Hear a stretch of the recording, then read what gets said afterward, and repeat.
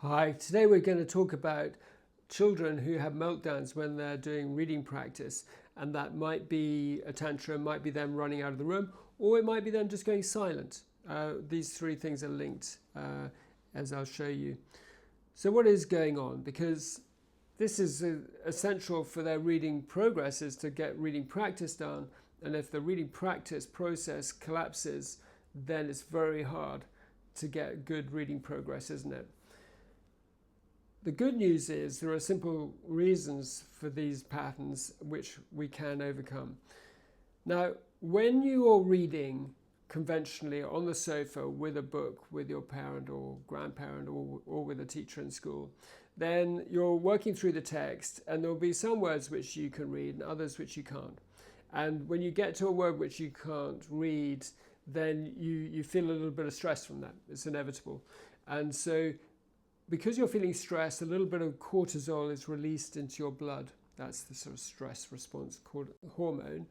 And the cortisol has this effect of slightly shutting down your higher brain function.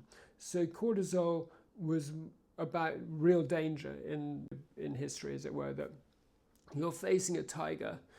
You don't really need to have philosophical thoughts about that. You need to react and fast. So that might be to grab your spear, it might be to run faster than the person beside you, or it might be to go completely still. And so you'll find that that's surprisingly effective with a lot of animals, because they are very strong at seeing movement, less strong at seeing shape. And so that's the technique, for instance, that a bullfighter uses, that he keeps his body completely still, but the cape moving, and the bull really only sees the cape. Now, you can use that technique if you're faced by a tiger and you're very brave and you can stand very still. When you're trying to read, practice reading, of course, it's not a great response.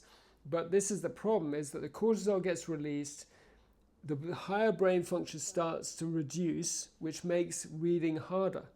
So then you start to make more mistakes. And of course, the person beside you might be like, hang on, you were able to read that word another page, a page or two ago. Why can't you read it now?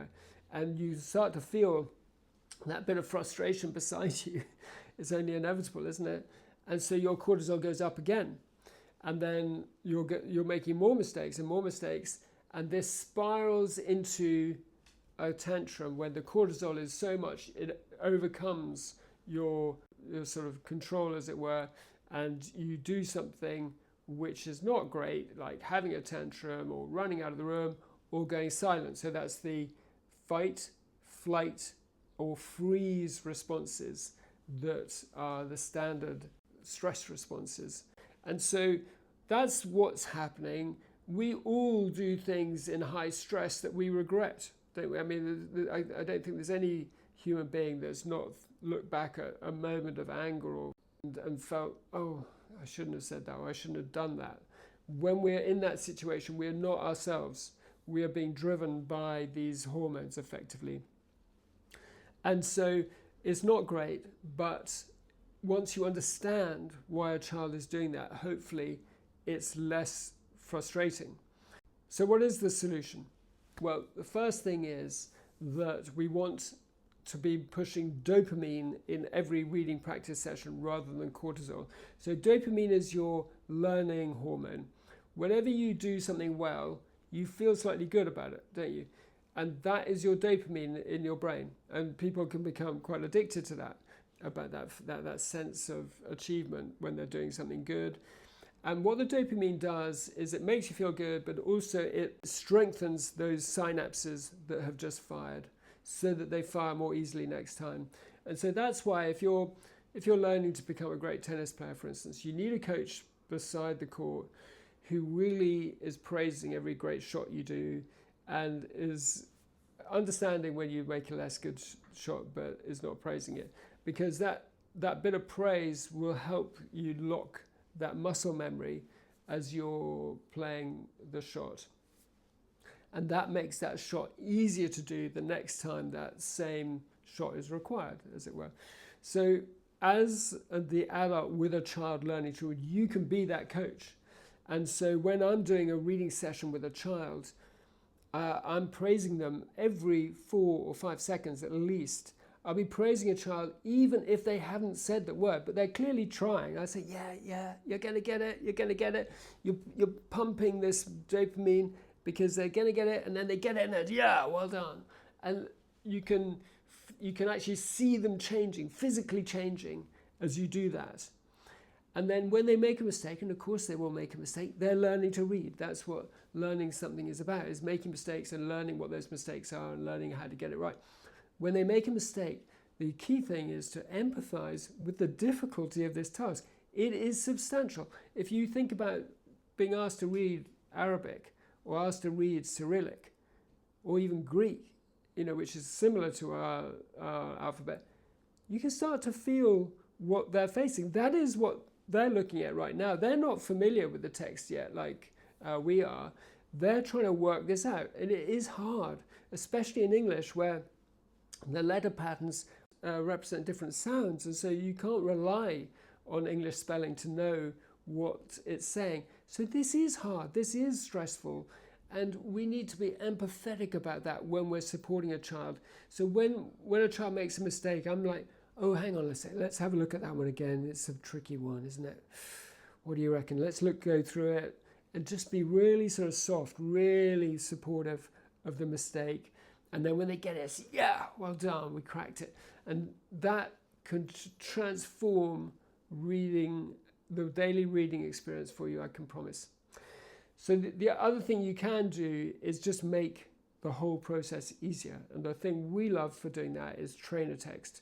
Because now, instead of meeting a word that they just can't work out because it's irregular, like for instance, they've just read the word later, and now they're looking at the word water, but they're saying waiter, quite reasonably, because that's the same spelling, isn't it? But of course it's not waiter, it's water, right? How are you going to make that jump from waiter to water? It's not following the rules.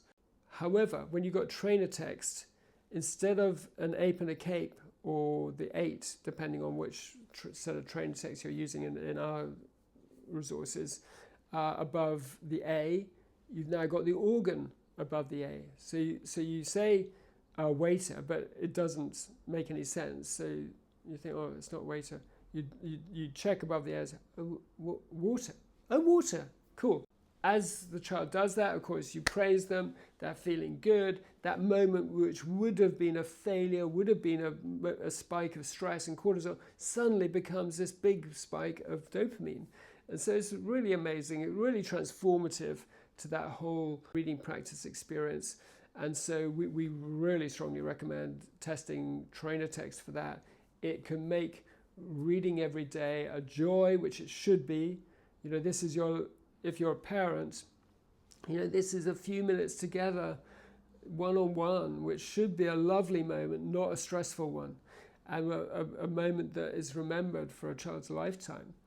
And of course that's important as well, because we all want children to develop a joy of reading, because if they connect reading with joy, then they read more.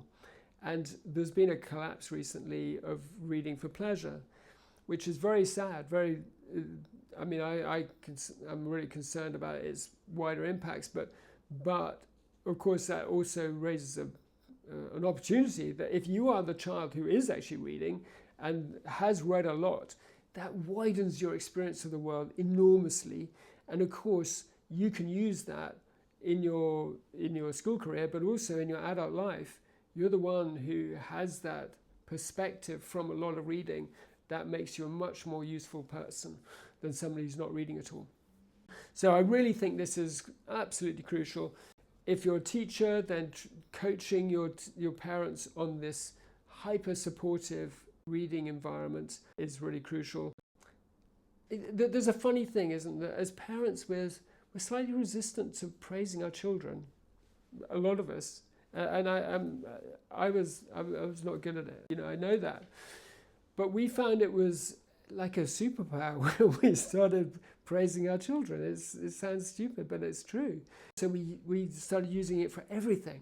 So when it's so easy when a child's sort of like not putting their plate away in the dishwasher at the end of the meal, to be cross about that. So, as they walk away, say, hey, you haven't put your plate away in the dishwasher. It's the natural thing to do, isn't it? And it's sort of like frustrating that they don't do these little things which would be helpful. Instead of that, if you find a moment when you can say, I'm just so appreciative of the fact that you are the child of all your friends. You're the one who puts the plates away in the dishwasher. You're really amazing, and I really appreciate it.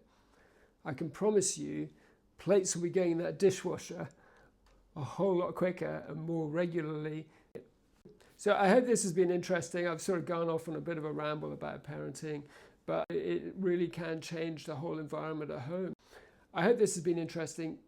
If it has, obviously subscribe to the channel if you haven't. Share it if you think other people might be interested, and have a look at our other little secrets of reading success.